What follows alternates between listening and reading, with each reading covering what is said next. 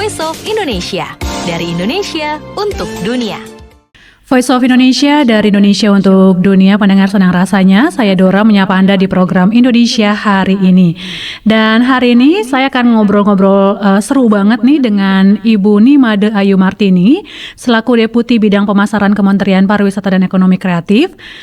Kami akan ngobrolin soal ITB Berlin nih pendengar, atau International Tourismusbörse yang berlangsung di Berlin, Jerman pada tanggal 7 hingga 9 Maret mendatang.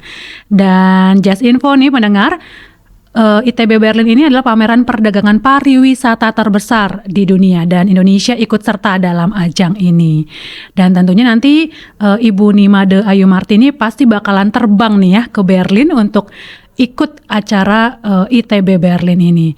Dan sudah bersama saya Ibu Nimade Ayu Martini. Jadi kita sapa saja. Halo. Selamat siang Ibu. Oh, selamat siang Mbak Dora. Sehat Ibu ya? Sehat, terima kasih. Terima kasih. Dan tadi yang sudah saya sampaikan kepada para pendengar bahwa ITB Berlin akan berlangsung 7 hingga 9 Maret nanti nih Bu. Dan ini juga merupakan salah satu pameran pariwisata terbesar di dunia. Dan karena pandemi ya, tahun-tahun lalu itu memang digelar dengan format digital exhibition. Kalau tahun ini akan seperti apa nih Bu pamerannya? Ya, terima kasih Mbak Dora. Tahun ini kita semangat ya, karena akhirnya setelah 2 tahun tidak diadakan secara offline, tahun ini ITB Berlin itu dengan offline. Jadi artinya langsung ya. Karena sebelumnya itu online, jadi tentu saja yang namanya bursa pariwisata internasional, kalau online kayaknya bagaimana gitu ya, ini kan harus ketemu dengan buyers-nya. Jadi kami semua delegasi Indonesia, Pavilion Wonderful Indonesia itu sangat semangat, ingin kembali berada di Berlin dan bertemu dengan para prospektif buyers kita sehingga pariwisata kita bisa lebih meningkat lagi dan sehingga mereka berkunjung ke Indonesia, inbound tourism begitu, yang membawa insya Allah kesejahteraan bagi Indonesia gitu ya, masyarakat Indonesia terutama industri pariwisata dan turunannya begitu, gitu Mbak Dora. Seperti biasa sebelum COVID kan kita akan menggelar ada Pavilion Indonesia di sana. Tahun ini apa yang menarik Bu di Pavilion Indonesia? Ya, jadi memang kita mengusung tema ya, Visit Wonderful Indonesia 2023, Explore Our New Destinations. Kenapa kita bilang new? Sebagaimana diketahui Indonesia memiliki banyak sekali ya destinasi wisata yang sangat world class. Namun sebagaimana diketahui dalam beberapa tahun terakhir ini kita ingin fokus dulu pada 5 super prioritas gitu ya. Misalnya yaitu yang pertama Danau Toba di Sumatera Utara, Borobudur di Jawa Tengah dan sekitarnya, mungkin Joglo Semar ya yang kita promosikan. Kemudian di sampingnya Bali ada Lombok di mana ada Mandalika di sana. Kemudian di NTT ada Labuan Bajo, andalan kita di sana adalah Pulau Komodo tentu saja, dan yang terakhir di utara, Sulawesi Utara itu Likupang, yaitu wisata bahari. Nah, inilah yang kita ingin para buyers, kemudian consumer nantinya atau wisatawan mancanegara itu bisa explore. Karena selama ini berdasarkan survei, berdasarkan data, memang pariwisata Indonesia itu yang paling terkenal, yang paling andalan itu Bali gitu ya. Masih sampai sekarang. Apakah kita tidak mempromosikan? Tetap dipromosikan, namun itulah sebetulnya strategi kita. Biarkan mereka datang ke Bali, berlibur dulu, setelah itu kita mau add on gitu istilahnya, atau ditambah gitu, beyond Balinya. Jadi nanti setelah di Bali mereka bisa ke Danau Toba, bisa ke Borobudur, bisa ke Labuan Bajo, bisa ke Mandalika, dan bisa ke Likupang gitu. Jadi kita berikan pilihan sehingga para peserta atau partisipan ya atau member dari Pavilion Indonesia itu telah siap menjual paket-paket wisata destinasi maupun event-event ya atau wisata-wisata khusus yang ingin mereka nikmati di Indonesia. Gitu Mbak, tema kita. Adakah paket wisata khusus yang disiapkan Bu untuk acara ini? Ya, jadi dari para peserta itu mereka membuat paket-paket semenarik mungkin. Kami memang meminta karena setelah COVID ini tren gitu ya atau preferensi dari para wisatawan dunia itu kan berubah. Mereka senang yang sedikit terbuka di luar begitu ya. Kemudian mereka juga ingin healing gitu istilahnya atau ingin menyepi, ingin damai, ingin tenang. Jadi spa misalnya. Nah, Indonesia ini salah satu andalannya adalah itu ya, wellness gitu ya. Wellness tourism, sport tourism, adventure tourism, kemudian ecotourism. Jadi yang berada di luar ruangan yang exploring dan yang mereka inginkan sebetulnya adalah pengalaman.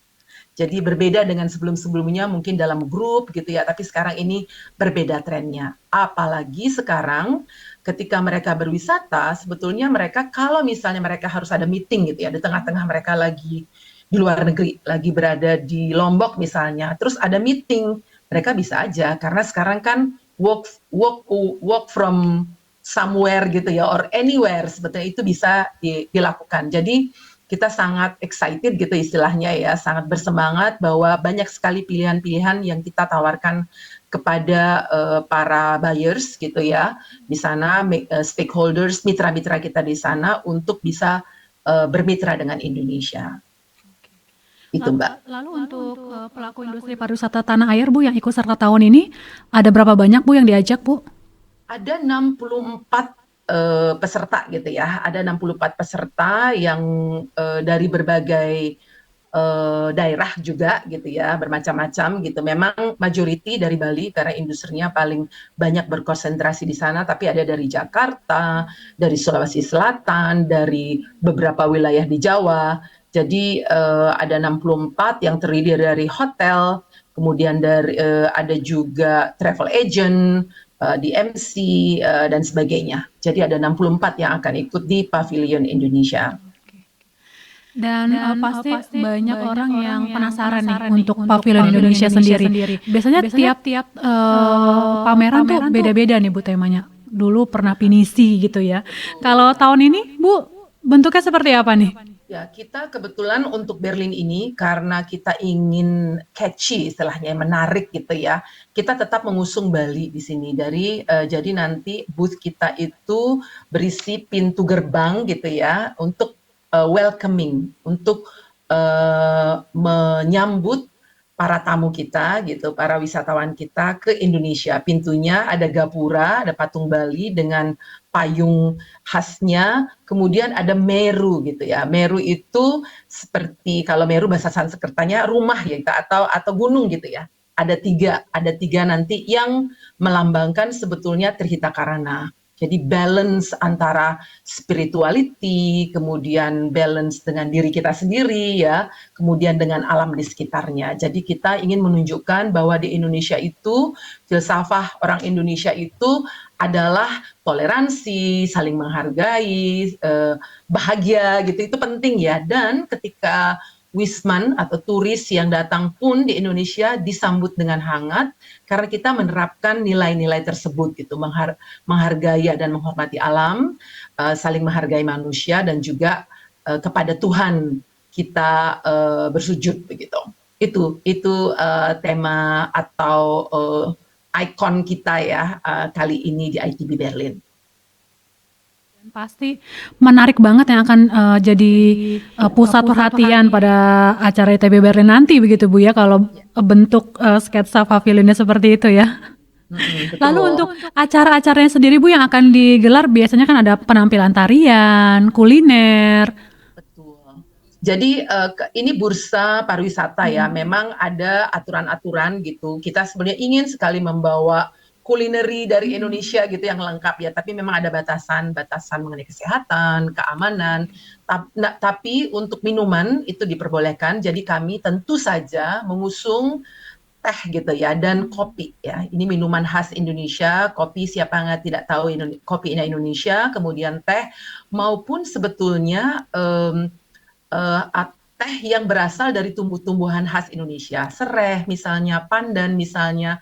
Kebetulan kami mengajak salah satu mitra kita ya, perusahaan di Indonesia yang saat ini mengembangkan untuk atsiri begitu ya, atsiri atau minyak-minyak khas yang menjadi bahan baku untuk misalnya alat kesehatan, kemudian kecantikan, kemudian parfumery dan sebagainya, yang juga untuk healthy living tersebut. Jadi kita juga mengajak sehingga para pengunjung nanti itu tahu gitu. Kita inginnya di pavilion ini bukan saja mereka melihat ya apa yang ditawarkan, tapi merasakan juga. Jadi ketika mereka datang, baunya kok Indonesia banget ya gitu. Apa sih bau Indonesia itu? Sebenarnya sereh gitu ya, sereh harum gitu yang bahan baku sebetulnya pas datang itu segarnya itu. Nah kita nanti akan menampilkan itu di seluruh pavilion kita, di booth kita. Kemudian pas mereka datang, mereka melihat khas Indonesia dengan segala rupa Bali, kemudian Labuan Bajo, Borobudur, Mandalika, Danau Toba, dan Likupang. Kita hadirkan dengan foto-foto yang besar, TV-TV, looping videonya, sehingga mereka sangat merasakan sebetulnya kehangatan dan keindahan dari Indonesia tersebut. Kemudian tentu saja jadi smell gitu ya, mencium aroma, merasakan misalnya taste tadi kopi dan tea, kemudian merasakan keramah tamahan dari Indonesia itu dengan cara ya para peserta yang 64 perusahaan ini hadir di sana dan memberikan penjelasan mengenai destinasi di Indonesia dan aktivasi yang bisa dilakukan oleh para wisatawan mancanegara yang hadir. Lalu untuk target transaksi sendiri Bu untuk ITB Berlin tahun ini? Oke, memang setiap kali kita pergi berpromosi, kemudian berpameran seperti ini, kita harus punya target ya. Untuk kali ini kita menargetkan sekitar 300.000 packs ya untuk bisa terjual di ITB Berlin ini dengan perkiraan nilai gitu ya 5,2 triliun rupiah ya. Jadi ini cukup tinggi dan memang harus tinggi karena kita merasa bahwa Indonesia itu cukup dikenal ya, cukup dikenal dan cukup menjadi andalan wisata dunia, apalagi kita telah mendapatkan rekognisi yang banyak sekali ya dari segi competitiveness index kita di dunia pariwisata kan tahun lalu meningkat ya nomor 32, ini melebihi atau lebih tinggi dari beberapa negara di sekitar kita gitu ya. Ini bagus sekali, modal yang bagus sekali. Kemudian berbagai macam penghargaan yang diterima, yang paling baru November 2022 ketika kami berpameran di London ya, World Tourism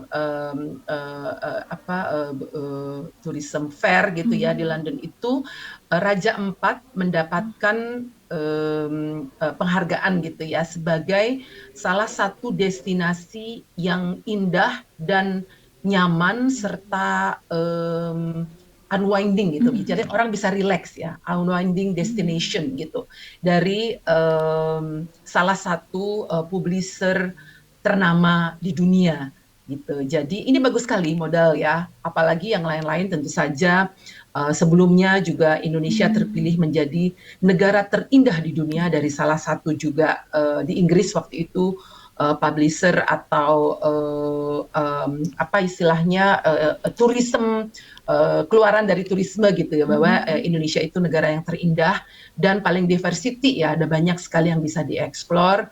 Kemudian Bali juga menjadi salah satu tujuan ya, tujuan wisata nomor 2 gitu di dunia ya. Nah ini bagus sekali. Jadi kami merasa cukup optimis angka atau target tersebut bisa didapatkan karena rekognisi itu merupakan bukti bahwa Wisman itu sangat tertarik ke Indonesia. Nah, kita inginnya bukan hanya mereka tertarik, contoh mereka browsing gitu ya.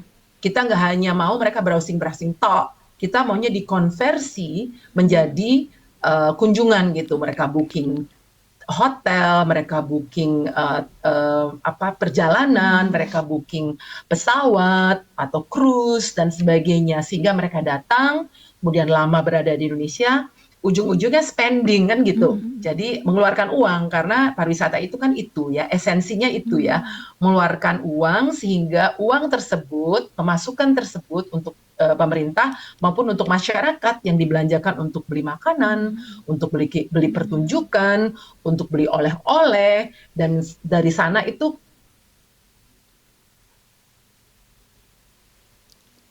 kan keliling ya kan, itu kembali lagi kepada masyarakat, sehingga inilah pentingnya ada oleh-oleh ya atau merchandise atau gift yang bisa dijual sebagus-bagusnya kepada para wisatawan yang mereka bisa bawa pulang. Iya, Gitu. iya. Jadi kita ingin sekali ekosistem itu terbentuk. Gitu Mbak Dora. Betul. Apalagi oleh-olehnya diproduksi oleh UMKM begitu Ibu ya. Persis, persis. Lalu karena ITB Berlin ini kan berlangsung di Berlin, Jerman, dan ini kan Eropa begitu Ibu ya. Lalu bagaimana, apakah ini juga salah satu strategi untuk mendongkrak juga kunjungan Wisman asal Eropa Ibu? Ya, persis, betul sekali. Kita ingin mereka datang lebih banyak lagi ya. Eropa mungkin sebelum krisis top 10 itu masuk ya, apalagi top 20 misalnya Inggris, Perancis, Jerman, Belanda gitu ya.